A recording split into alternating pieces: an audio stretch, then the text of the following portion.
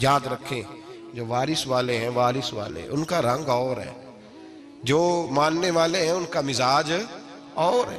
اپنی زندگی لوارثوں کی طرح نہیں گزاریں، تھوڑا سا ادھر گیا تھا تو پھر تھوڑا سا ادھر گیا تھا تو تھوڑا سا، یہ کیا بات ہوئی، یہ کیا بات ہوئی؟ اپنے آپ کو، اپنی نسبت کو، اپنے عقیدے کو مضبوط رکھیں۔ 1 انچ کے لیے اعلیٰ حضرت فاضل بریلوی رحمت اللہ علیہ کے مکان کی دیوار گر گئی، ایک کونا مکان کا، آپ جانتے ہیں پرانی دیواریں چھوٹی ہوتی تھی اور بارشوں میں اکثر گھروں کی دیواریں گری ہوئی ہوتی تھی۔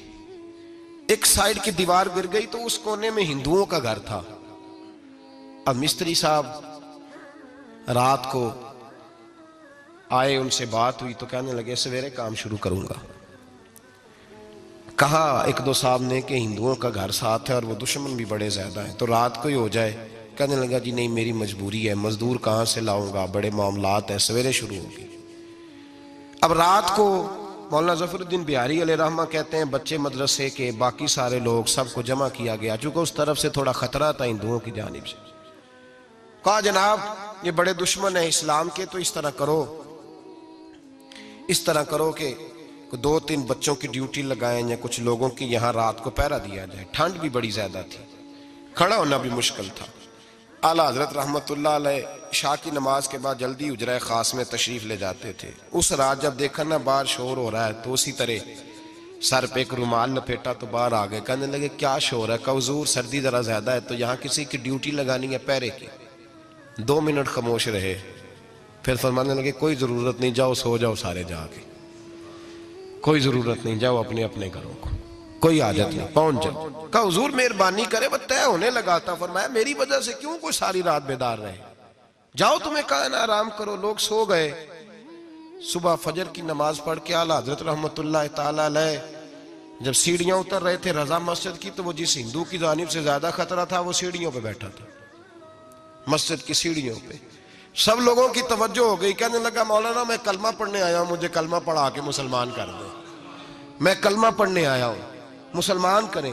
لوگوں کی توجہ، اعلیٰ فرمانے لگے نہیں ابھی تو انتظار کر، تھوڑی دیر کے اچھی طرح سوچ لے، جذباتی فیصلہ نہ کر کہ تو آ رہا ہے۔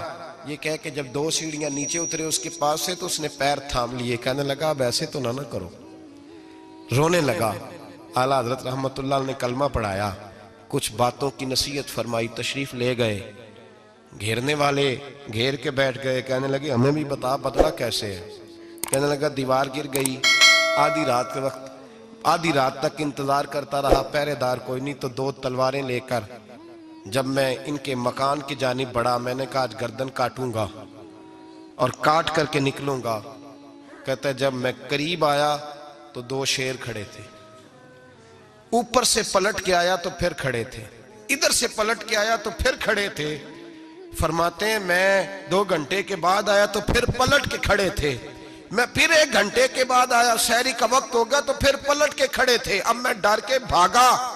کہتے ہیں فاضل بریلوی نے اپنی کھڑکی سے منہ باہر نکالا، کہنے لگے اور کتنا تجربہ کرے گا، مجھے تو لاوارث سمجھتا ہے، لاوارث ہوں میں، اور کتنا تجربہ کرے گا، بس کر مان جا۔ میں نے کہا حضور یہ کون ہے، مجھے بتائیے تو صحیح یہ کون ہے؟ تو کہنے لگے میں نے ساری زندگی رسول اللہ کی عظمت کا دفاع کیا ہے، ساری زندگی غوث اعظم کے نعرے لگائے ہیں، ابھی تو یہ مدد صرف غوث پاک جیلانی کی بھیجی ہوئی ہے، ابھی تو غوث اعظم کی بھیجی ہوئی مدد ہے، مولا علی ابھی پیچھے ہیں، 2 جہاں کے محبوب ابھی اس سے پیچھے ہیں، وہ تو ابھی پیچھے ہیں، پیچھے کھڑے ہیں کہ ضرورت پڑی تو ہم بھی تیار بیٹھے ہیں۔ او بھائی آج رواج ہو گیا، رواج، میں نے 2-4 دن پہلے بھی کہا تھا، لوگ کہتے ہیں نہیں کوئی نہیں ضرورت، سامنے سارا کچھ نظر آ رہا ہے۔ او خدا کے بندو یاد رکھو، نسبت ہے بڑی چیز، جانے تگو دو میں، اگر کسی کو نسبت میسر آ گئی نا، نسبت، خالی دامن ہی مل گیا، تیرے ہاتھ میں کچھ ہے تو ہونی چاہیے نا، خالی دامن ہی تجھے کسی کا میسر آ گیا تو تو بچ گیا۔ اپنی نسبتوں کی حفاظت کریں۔